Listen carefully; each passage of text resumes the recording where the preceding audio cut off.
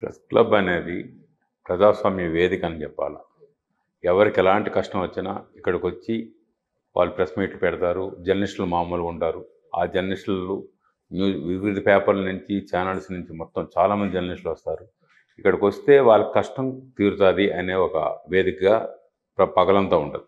Evening అయ్యేసరికి ఏంటంటే జర్నలిస్టులు అందరూ వివిధ వృత్తుల్లో బిజీగా ఉంటారు. చాలా క్లమ్జీగా ఉంటారు. చాలా ఇబ్బందిగా ఉంటారు. ఎక్కడెక్కడో తిరుగుతారు, ఎండనక వాననక తిరుగుతూ ఉంటారు.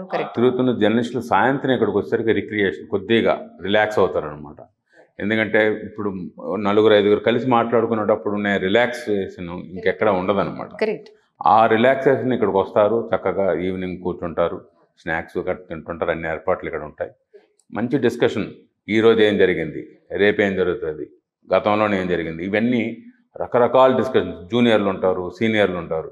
ఈ సీనియర్ జూనియర్ల కాంబినేషన్లో ఈ ప్రెస్ క్లబ్ అనేది ఏంటంటే ఒక భవిష్యత్ తరానికి ఎట్లా దీన్ని లెగసీని, ఎట్లా జర్నలిజం అనే లెగసీని ఎట్లా కంటిన్యూ చేయాలనేది ఈవినింగ్ కార్యక్రమం జరుగుతుంటుంది.